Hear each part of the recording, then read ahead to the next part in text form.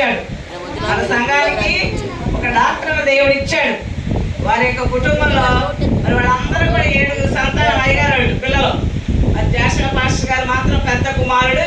మరి దేవుడు ఏర్పాటు చేసుకుని మరి మనకి సంఘాన్ని ఇచ్చి మనల్ని నడిపిస్తున్నారు. మీకు అందరికి ఎందుకు చెప్తున్నానంటే మన పెద్దవాళ్ళ యొక్క విధేయత మనకు ఆశీర్వాదం వస్తుంది.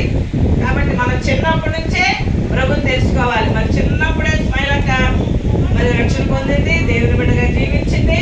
మరి దేవుడు ఆయన చిత్త ప్రకారంగా మరి ఎంబీబీఎస్ చేయడానికి దేవుడు సహాయం చేశాడు. అంతేకాదు 5 సంవత్సరాలు ముగించుకొని క్షేమంగా మన మధ్యలో తీసుకొచ్చారు. కాబట్టి దేవునికి మన అందరం కూడా వందనాలు చెల్లించాలి. అక్కడ ఇది మాకేంటి అనుకుంటున్నారా?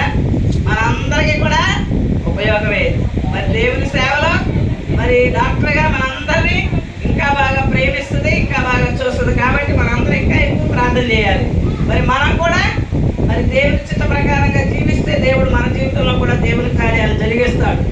అందుకు సాక్ష్యం స్మైలక్క. కాబట్టి దేవుడు క్షేమంగా తీసుకొచ్చినందుకు మరి ఆమె శాల్వాతో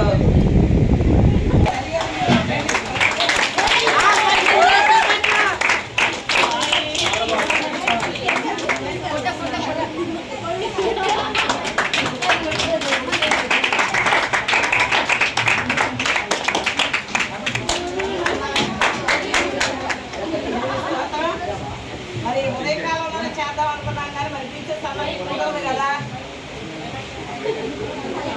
నిన్న మార్నింగ్ 7కి చేద్దాం అనుకున్నాం కానీ మరి అందరూ రారు. కాబట్టి దేవుని మందిరంలో చేస్తే మంచిదని మరి దేవుడి ఆలోచన ఇచ్చాడు మాకు. మరి ఈ సమయంలో ఈ విధంగా చేయడానికి ప్రభు మనకు సహాయం చేశాడు. ప్రభు నామమునకే మహిమ ఘనత ప్రభావం కలుగును గాక. ఆమేన్.